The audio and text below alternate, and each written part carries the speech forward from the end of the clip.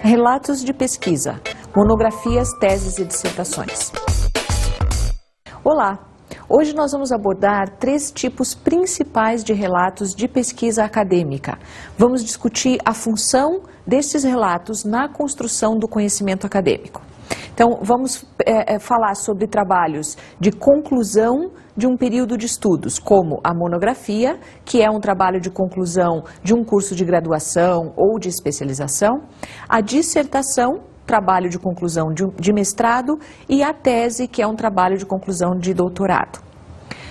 Esses 3 tipos de texto também são utilizados, quer dizer, eles não são utilizados apenas para marcar o fim de um período de estudos, eles são utilizados também para transmitir ou disseminar os conhecimentos acadêmicos que resultam desses trabalhos. E, consequentemente, pensar sobre a estrutura e a organização desses trabalhos é muito importante, porque são trabalhos que passam por uma avaliação por parte de outros pesquisadores e recebem, assim, o aval da comunidade científica. Então, entender esses textos é também entender melhor como pensa a comunidade científica. Como um aluno universitário, você deve ter tido ou virá a ter oportunidades bastante frequentes de ler e de pensar sobre o funcionamento desse tipo de discurso acadêmico. Você talvez, inclusive, precise elaborar um texto desse tipo como conclusão do seu curso. Então, conhecer as funções e a estrutura desse tipo de texto é bastante importante também para você conhecer essas formas de construir sentido. Ao conhecer esses tipos de texto, você vai então aprender também sobre o funcionamento do discurso acadêmico na nossa sociedade. Todo gênero discursivo existe em meio a regras de estruturação estabelecidas socialmente. Neste gênero, o gênero acadêmico, uma das funções ou objetivos principais é ser compreendido, mas também receber a legitimação da comunidade acadêmica, ter a sua autoridade reconhecida e perceber que o que se diz é considerado por essa comunidade importante e verdadeiro. O mesmo acontece, então, com esses 3 tipos de texto, com monografias, teses e dissertações. Existem regras estabelecidas pela comunidade que determinam se esses textos poderão ou não fazer parte dessa comunidade científica na qualidade de textos científicos. É sobre essas regras que nós vamos falar agora. Inicialmente, vamos falar sobre as diferenças entre essas 3 formas de texto e depois vamos falar sobre as semelhanças que fazem com que eles todos possam ser enquadrados dentro de um mesmo gênero, o gênero acadêmico. Textos de divulgação científica entre pares. Começamos então com as monografias, que são os trabalhos que marcam o final de um curso de graduação ou de especialização. Em geral, as monografias então são o primeiro ou o segundo encontro com a produção acadêmica que vai ser lida por outros acadêmicos além do professor de uma determinada disciplina de graduação. O nome monografia indica, portanto, mono, e grafia, escrita ou escrever. Então, monografia significa escrever sobre um tema. Em outras palavras, desenvolver um relatório de pesquisa sob a supervisão de um orientador que pode ou não ser o professor de uma disciplina do aluno. Esse professor orientador tem o papel de guiar o aluno no processo de fazer pesquisa, ajudar na escolha do tema e no desenvolvimento das etapas da pesquisa, ou seja, iniciar o aluno quanto ao funcionamento do gênero acadêmico. O nosso segundo tipo de texto é a dissertação, que, como o próprio nome indica, é um trabalho de dissertar sobre, debater, questionar, discutir conceitos e pesquisas. Então, é um trabalho dessa ordem, sempre desenvolvido durante o mestrado. Ele marca, portanto, um encontro mais aprofundado e mais problematizador com as teorias acadêmicas.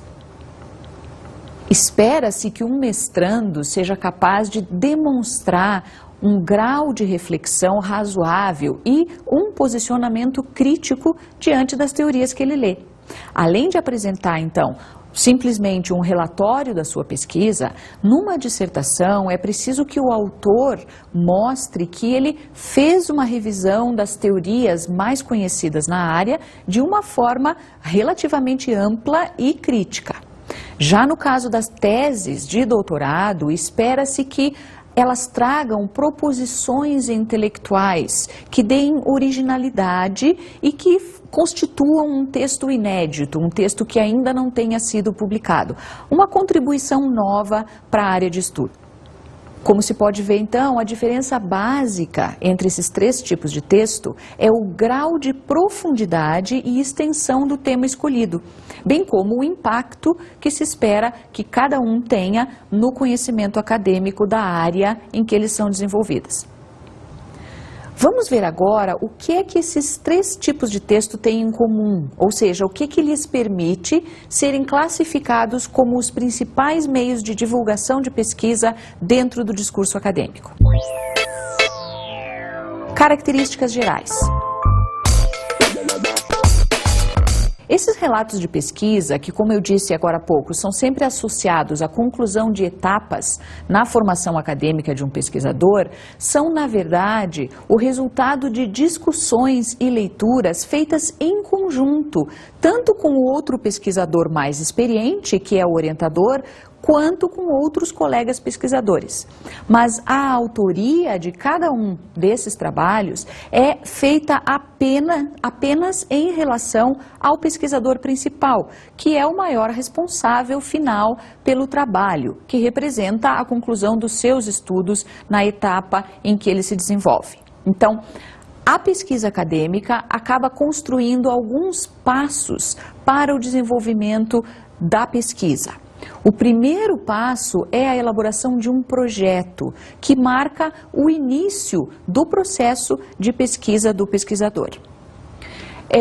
Esse pesquisador precisa, então, apresentar o seu projeto e justificar nele a relevância do desenvolvimento desse estudo, mostrar quais são as perguntas de pesquisa e explicar como é que ele pretende desenvolver o seu trabalho, tanto em termos da metodologia que ele vai utilizar, quanto apresentar a perspectiva teórica que ele vai privilegiar na sua análise. Esse projeto, então, vai ser desenvolvido com base em algumas leituras introdutórias apenas, que servem para situar o autor na área de estudo. Podem ainda ser poucas leituras, né? Algumas outras partes e itens do projeto, além dessa justificativa inicial e da abordagem da pesquisa teórica, das perguntas de pesquisa e da metodologia, são o cronograma e as referências bibliográficas. O cronograma indica as etapas e a previsão de tempo que vai ser usado aproximadamente para cada etapa. E as referências bibliográficas trazem uma lista de itens que nem sempre são colocados, são referentes a tudo o que vai ser lido, mas pelo menos uma indicação das leituras principais. Todas essas partes de um projeto podem variar em termos de sinalização dentro do texto em relação aos locais em que elas aparecem, mas todo o conteúdo dessas partes vai estar sempre presente num bom projeto. Vamos ver agora um projeto como exemplo. Esse projeto é intitulado Espaços Abertos para Diálogo e Investigação, o questionamento conceitual como metodologia para a formação de professores. Logo após o título, então, de um projeto, aparece já de imediato a introdução como uma justificativa, às vezes em sessões separadas, às vezes na mesma sessão. Nessa parte, apontam-se as falhas, os buracos no estado da arte que essa pesquisa se pretende preencher, ou seja, se mostra aqui a relevância do estudo para a sociedade ou para a área do conhecimento. No caso desse projeto, isso se dá em expressões do tipo, no Brasil pouco se tem feito em relação a isso e aquilo, como educadores, também os professores de língua estrangeira precisam estar preocupados. No entanto, inclusive metodologicamente, esses professores têm recebido imagens de seu papel, etc, etc. Então, sempre mostrando, tentando evidenciar a relevância do estudo para a área de conhecimento. Em seguida, então, a gente costuma ter uma sessão que aborda especificamente as perspectivas teóricas e os objetivos do trabalho apresentado. Também aqui neste projeto, esses dois elementos aparecem juntos, mas podem aparecer em sessões distintas, né? Nós temos aqui, então, a seção Perspectiva Teórica e Objetivos.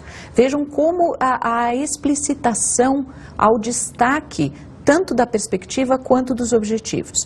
Esse texto já começa a seção da perspectiva teórica dizendo a base teórica que orienta esta proposta de pesquisa, e aí ele apresenta a proposta de pesquisa. Logo em seguida, ele diz que, além do objetivo acadêmico de contribuir com reflexão e pesquisa na área, a presente pesquisa tem como finalidade secundária, né? Então veja, ela está apresentando, o texto está apresentando os objetivos, né? As contribuições que a pesquisa vai trazer. Na seção de metodologia, o que aparece são as etapas da pesquisa, né? E a metodologia adotada ou escolhida vai depender muito dos objetivos do pesquisador e da perspectiva teórica que acabaram de ser apresentadas no projeto. Nesse caso, a pesquisa se apresenta como uma pesquisa bibliográfica, como vocês podem ver aqui nesse parágrafo, e, portanto, as etapas de pesquisa que aparecem aqui são seleção, leitura e análise de material bibliográfico, né? Logo em seguida, já aparecem detalhadas as etapas, né? Como elas vão acontecer, que envolvem, nesse caso, basicamente, a leitura de textos agrupados por temas. E, finalmente, então, nós temos a bibliografia, que aqui aparece como uma bibliografia inicial. Como eu disse agora há pouco, a bibliografia do projeto é realmente uma bibliografia parcial, que envolve tanto alguns títulos já lidos quanto títulos que se pretende vir a ler.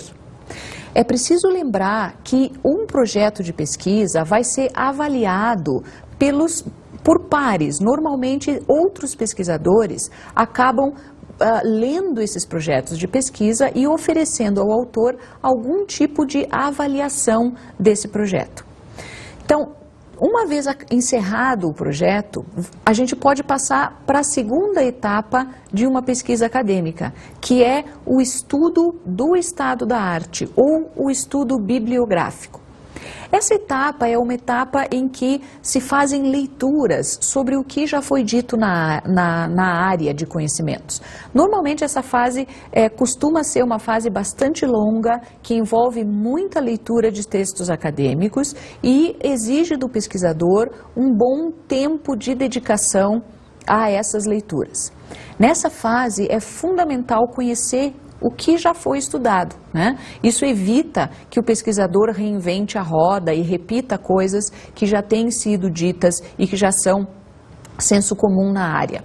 Ela é, então, fundamental, é uma etapa fundamental para a gente evidenciar os silêncios teóricos que possam ter acontecido, os momentos em que a teoria não explorou aspectos que poderia explorar. E é uma fase, então, que acaba por assim dizer, engrossando o conhecimento tanto do pesquisador quanto futuramente do conhecimento formal produzido pela área de estudos a qual a pesquisa se destina.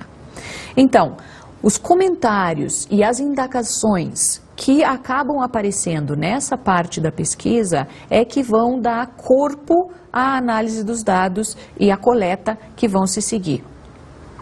Ainda é importante ressaltar que na fase do estado da arte, quando a gente estuda a situação das pesquisas na área, é bastante importante o papel do orientador, porque ele costuma indicar ao pesquisador leituras possíveis, artigos, livros, capítulos de livros e outros tipos de pesquisa que possam ser relevantes para o estudo.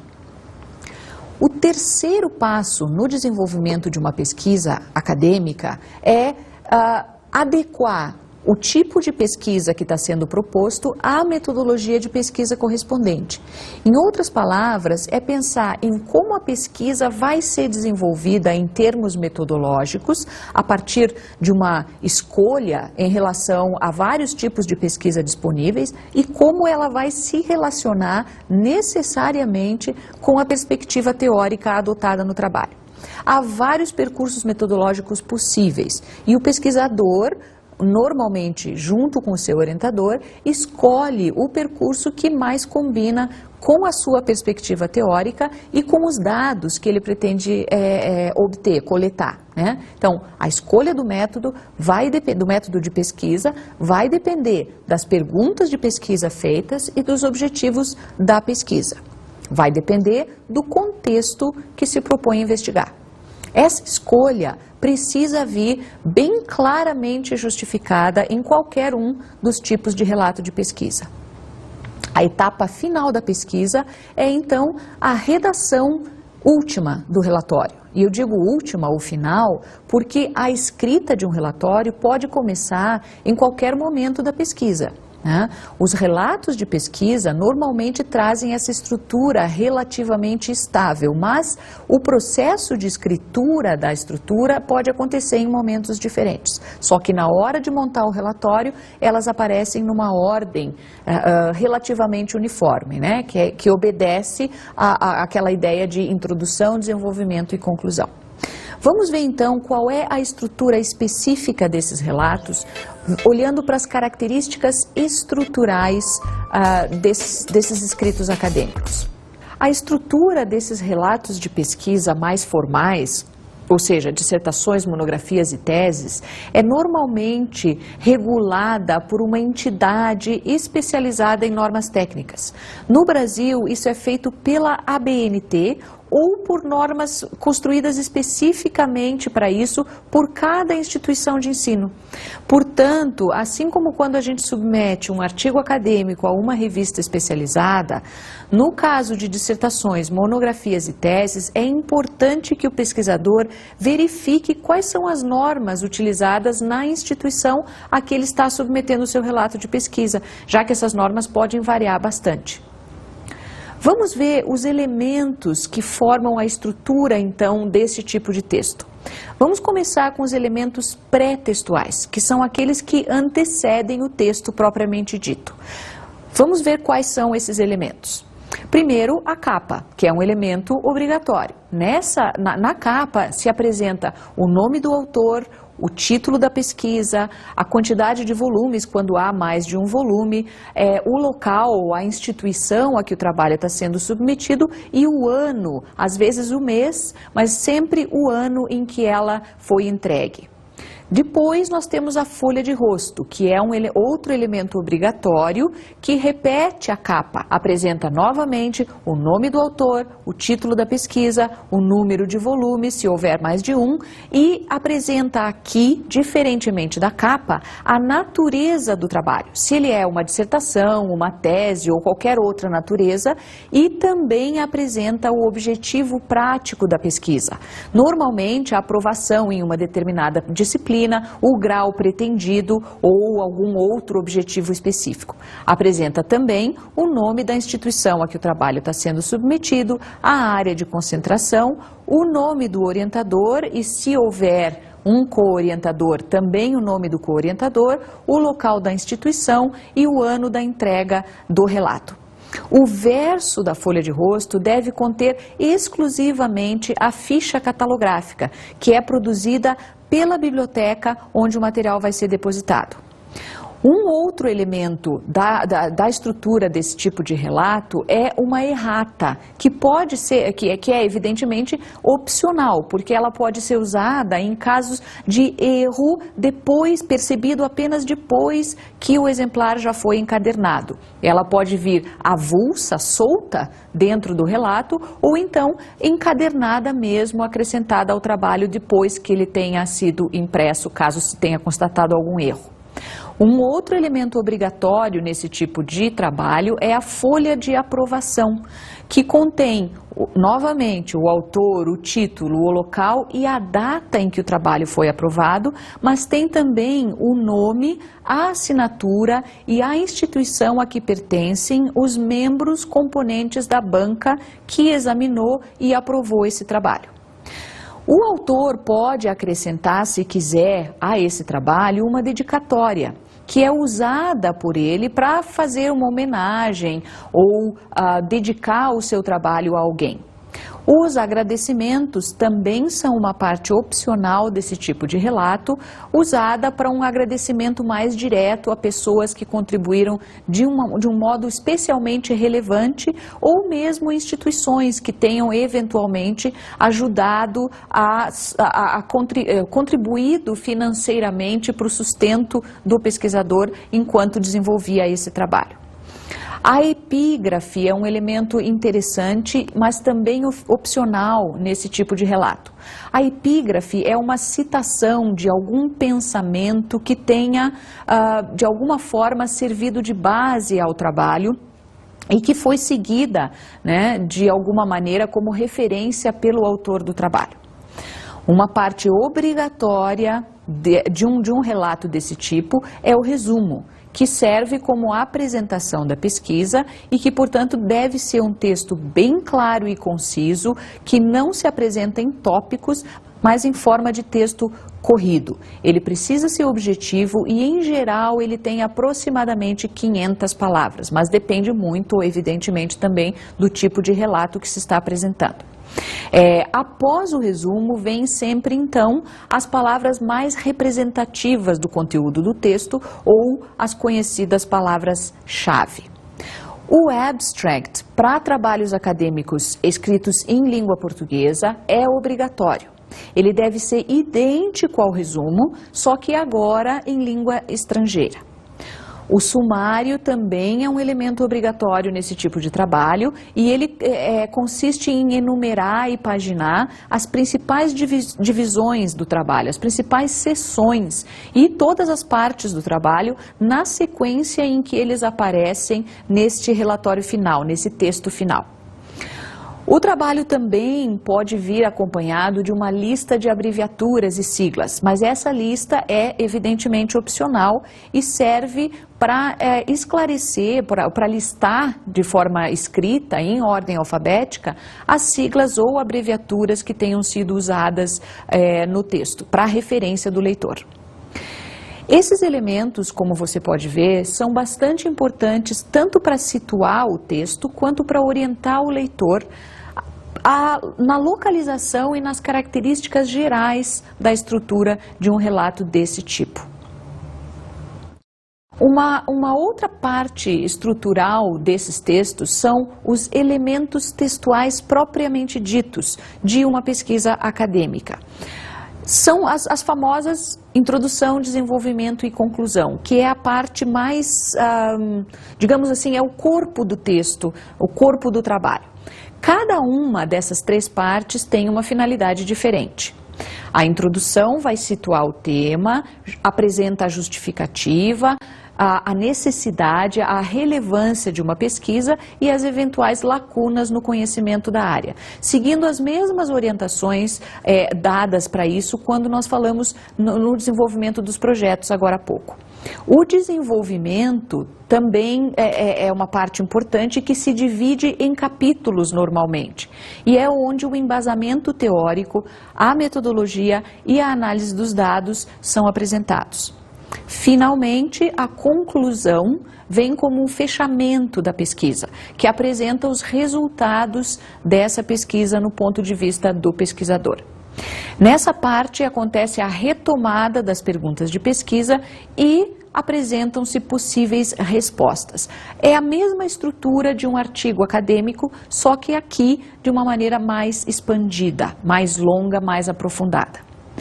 Existem também elementos pós-textuais, que são aqueles que aparecem após o corpo do texto e auxiliam também, assim como os elementos pré-textuais, na localização do leitor.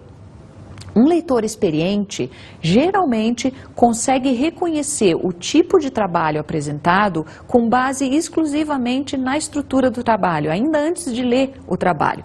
Vendo os elementos e a ordem em que esses elementos aparecem, o leitor pode então escolher as partes do texto que são mais interessantes para ele, conforme os seus objetivos de leitura.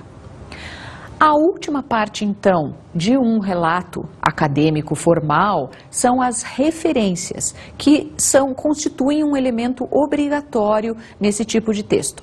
As referências são a lista de todas as obras e autores citados efetivamente no texto, no desenvolvimento da pesquisa.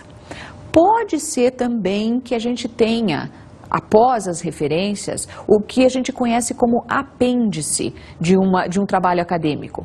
É, então, um elemento opcional desse trabalho e que é o momento em que se pode incluir textos outros elaborados pelo autor, como atividades que ele tenha usado nos seus experimentos e que servem para complementar ou ilustrar a argumentação dele, mas não são fundamentais para a leitura do trabalho. Um outro elemento dessa ordem é o anexo, que também é opcional, também inclui os textos e documentos, só que no anexo são documentos que não tenham sido elaborados pelo autor, mas que acabam servindo para comprovar ou ilustrar algum conteúdo relevante, como, por exemplo, a grade curricular de um curso que está em análise na pesquisa ou no relato que está sendo desenvolvido. O último elemento opcional é um glossário. O glossário é uma lista alfabética de expressões técnicas de uso muito específico que o texto tenha utilizado e que possam ser de desconhecimento dos eventuais leitores desse trabalho. Esses elementos, como você pode ver, são importantes para situar o leitor, orientá-lo na localização e nas características gerais da estrutura de um relato de pesquisa. Vamos ver então agora as contribuições do conhecimento científico para a vida cotidiana. Existe uma preocupação bastante grande por parte dos cientistas em relação ao impacto e o alcance das suas ideias no mundo real, no mundo da existência cotidiana das pessoas. Para muita gente, as explicações científicas costumam ser bastante complicadas, principalmente porque se utilizam de uma linguagem muito especializada e estruturam os textos de uma maneira muito rígida, sem muita preocupação em atingir o público leigo. Um exemplo dessa preocupação dos cientistas pode ser visto no 5º Congresso Mundial de Centros de Ciência, que aconteceu em 2008 e foi promovido pela Ontario Science Centre. Nesse evento, os pesquisadores elaboraram algumas ações necessárias para aproximar o público da ciência e produziram o que se conhece como a Declaração de Toronto, que traz 6 compromissos-chave para assegurar uma maior penetração da ciência no mundo leigo. Vamos ver agora 2 desses compromissos. Os outros você pode acessar no site do 5º Congresso de Toronto, no endereço que você está vendo nessa tela. Através desse site, então, você localiza a Declaração de Toronto e pode ver o texto na íntegra. Conforme nós formos analisando esses compromissos assumidos, vamos pensar nos pressupostos que eles trazem com relação a como a ciência e a vida cotidiana dialogam ou não dialogam. Vamos ver a representação que esse texto faz dos sujeitos a que ele se refere, que nesse caso são os cidadãos do planeta inteiro. Esse texto se define como um manifesto, ou seja, uma declaração de intenções e procedimentos que são considerados necessários para mudar um estado de coisas. Ele vai construir, então, um certo pressuposto de quem são as pessoas a quem ele se dirige. E uma sugestão para alcançar ou para entender esses pressupostos é tentar elaborar frases semelhantes, só que com o sentido oposto. Vamos tentar fazer isso juntos. O primeiro item da Declaração de Toronto, então, é o seguinte: We, the participants in the 5th Science Center World Congress, believe that science is an important tool for a better life on our planet. Uma frase de sentido semelhante a esse, só que oposto, poderia ser: People in general do not realize the importance of science. Por quê? A declaração destaca o que ela imagina que seja a crença dos participantes do Congresso quando ela diz: nós, participantes do Congresso, acreditamos nisso. Então fica implícito que os outros que não participam do Congresso podem não acreditar que a ciência seja importante para a vida no planeta. Uma outra frase do manifesto, e vamos lembrar aqui do exercício que eu propus, que é de formular uma frase em sentido oposto, para tentar encontrar o pressuposto da frase escrita. Então, lembrando desse exercício, vamos ver essa segunda frase do manifesto. We will actively seek out issues related to science and society where the voices of citizens should be heard and ensure that dialogue occurs. A nossa frase oposta, construída para buscarmos o pressuposto que está por trás dessa afirmação, poderia então ficar assim: There is no dialogue between people and scientists. Já que é preciso que os cientistas que assinam esse manifesto garantam de alguma maneira que esse diálogo aconteça buscando assuntos de interesse comum aos cientistas e cidadãos. O pressuposto aqui é que a ciência, em geral, não leva em consideração o conhecimento popular ou as vozes dos cidadãos e que, portanto, it is important that this dialogue happens. Ou seja, é importante que esse diálogo aconteça. Vimos então nesses dois postulados do manifesto algumas implicações e pressupostos relativos à importância da ciência para o andamento da humanidade, para o desenvolvimento da sociedade. Claro que sob o ponto de vista dos cientistas que assinaram esse manifesto. Pensando assim, então, o processo de pesquisa e a relação que existe entre a ciência e a sociedade, a gente pode concluir que relatos de pesquisa do tipo monografias, dissertações e teses são resultados de pesquisas complexas que consideram a estrutura do conhecimento científico e a metodologia autorizada pela ciência e legitimada pela sociedade na construção desse tipo de conhecimento. Esse conhecimento é um conhecimento importante para a sociedade, mas infelizmente ele ainda tem ficado reservado a uns poucos iniciados. A população em geral não tem acesso fácil a ele por questões de inteligibilidade. Eles são textos organizados de uma maneira que torna mais difícil ao público leigo ter acesso aos conhecimentos que estão sendo relatados nesse tipo de texto. Vamos para as nossas dicas de estudo de hoje, então.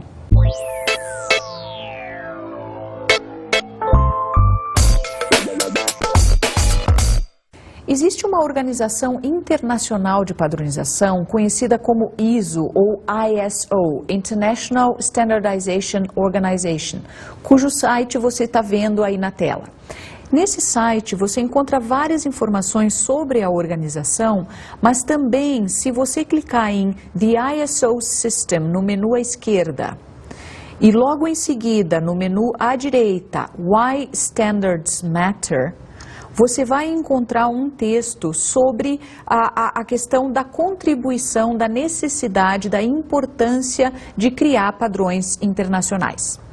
A nossa segunda dica se relaciona à leitura de um texto escrito por Umberto Eco, um escritor italiano muito famoso que escreveu, dentre várias outras coisas, um livro regado de muito bom humor sobre o trabalho acadêmico e os investimentos necessários por parte do pesquisador. Ao mesmo tempo em que ele diverte a gente em relação a... porque ele faz essa explicação com muito bom humor, ele também também fornece sugestões importantes para quem está desenvolvendo um trabalho acadêmico de fôlego, como dissertações ou teses. A linguagem do Eco é muito gostosa de ler e diverte ao mesmo tempo em que instrui. Então, se você pretende escrever um relatório de pesquisa mais extenso, vale a pena ler essa obra. Como ela é uma obra bastante conhecida, há várias resenhas dela que você pode encontrar online. Uma dessas resenhas, um artigo interessante, está no site chamado Patrimônio e Interpretação. Se você entrar no site e clicar em Artigos e depois em Vários, você vai encontrar um texto que é uma resenha sobre a obra de Umberto Eco em geral, mas também faz comentários críticos em relação a esse texto especificamente. Uma outra possibilidade é você ler na íntegra o texto Como se faz uma tese de Umberto Eco. A referência completa também está aqui na tela para você. Boas leituras!